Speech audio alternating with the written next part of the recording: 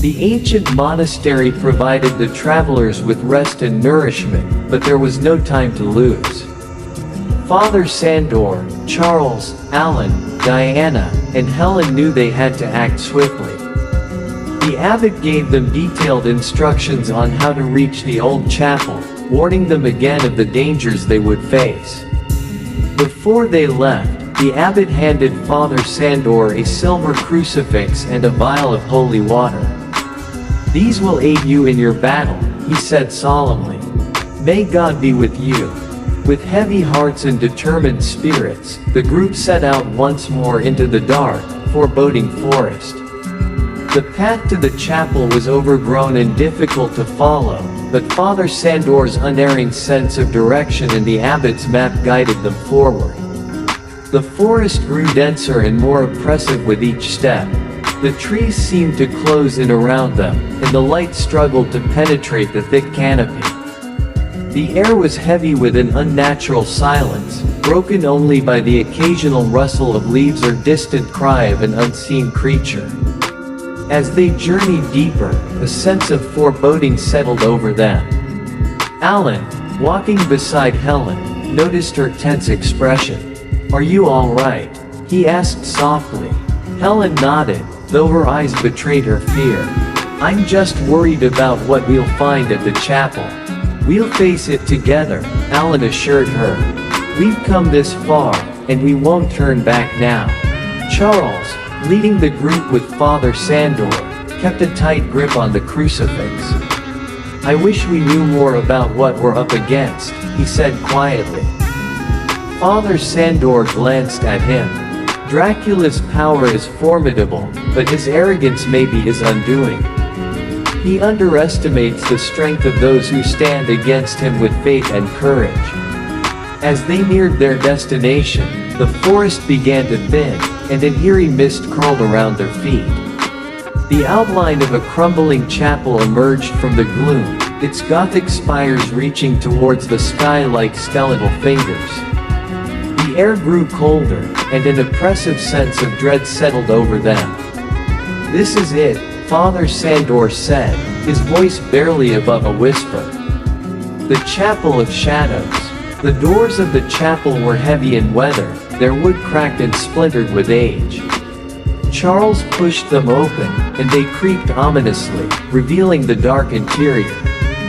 The air inside was thick with the scent of decay, and the only light came from the flickering flames of their lanterns. As they stepped inside, they saw rows of broken pews and an altar draped in tattered cloth. Cobwebs hung from the rafters, and the floor was littered with debris. At the far end of the chapel, a large stone sarcophagus lay partially open, its lid askew. "That's where he'll be," Father Sandor said, pointing to the sarcophagus. "We must be careful. Dracula will have defenses in place." They approached cautiously, their senses alert to any movement.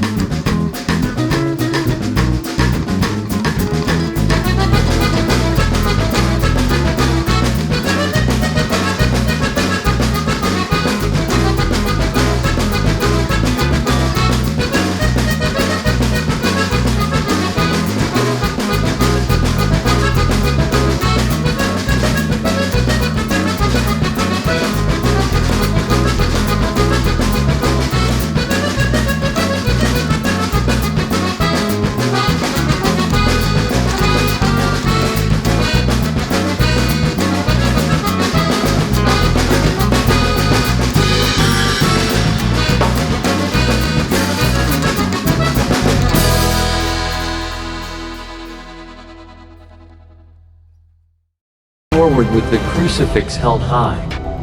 Dracula laughed, a chilling sound that sent shivers down their spines.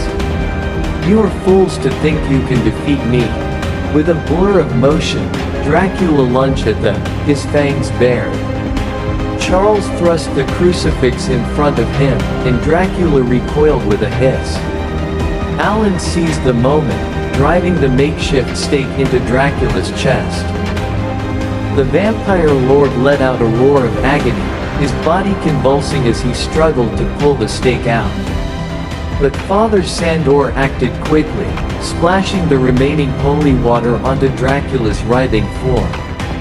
The reaction was immediate and violent. Dracula's flesh began to burn and smoke, his screams filling the chapel. With a final, earth-shattering howl, he disintegrated into a pile of ash.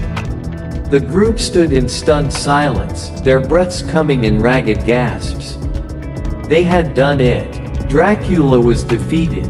As the first light of dawn filtered through the broken windows of the chapel, they knew that their ordeal was finally over.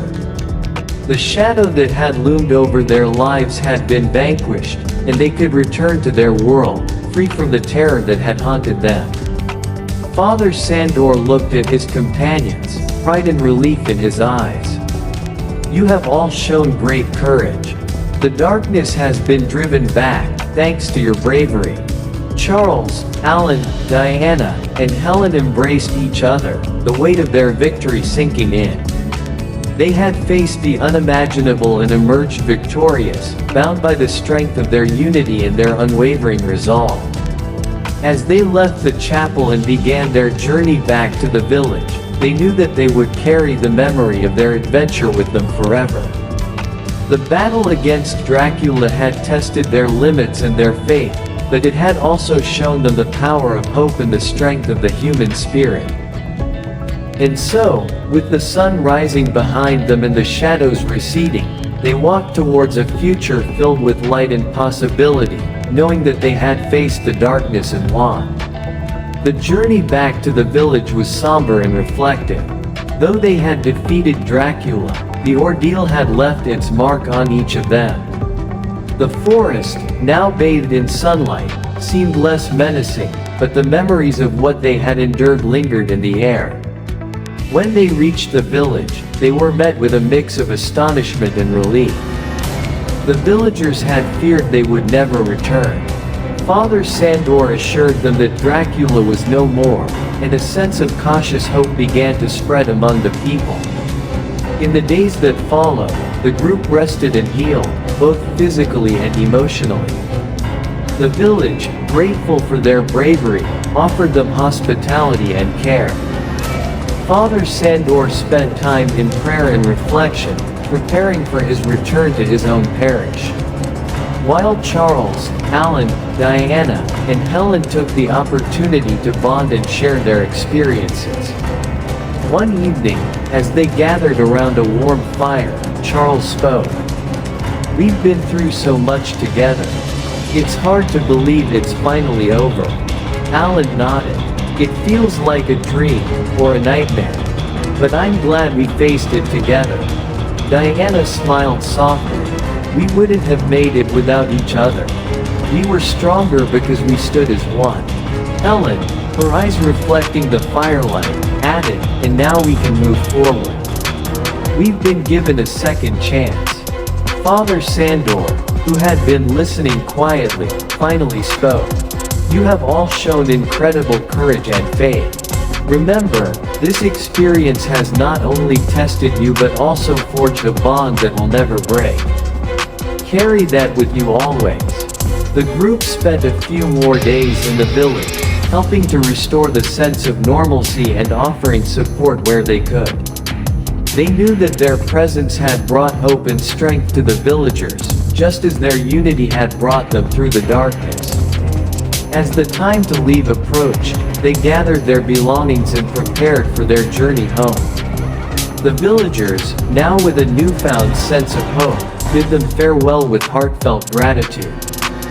Father Sandor accompanied them to the edge of the village. "Remember, He said, "The light will always prevail over the darkness, as long as we hold on to our faith and courage." With those words in their hearts, they set off. The journey back to England was long, but the burdens of fear and uncertainty had been lifted. As they traveled, they reflected on their adventure, the lessons learned, and the bond that had been strengthened. When they finally arrived home, they were greeted with joy and relief by friends and family. The tale of their encounter with Dracula became a story of heroism and triumph, a testament to their resilience and unity. Life slowly returned to normal, but the memory of their adventure remained. Charles and Alan resumed their lives, cherishing the newfound appreciation for the mundane and the extraordinary. Diana and Helen, forever changed by their experiences, found strength in each other and in the friendships they had forged. Father Sandor returned to his parish, his faith deepened by the ordeal. He continued his work with renewed vigor, knowing that he had played a part in defeating a great evil. Years passed, but the bond between the four travelers remained unbroken. They often gathered to reminisce about their journey, finding comfort and inspiration in their shared memories. The legacy of their adventure lived on, not just in their hearts, but in the lives they touched.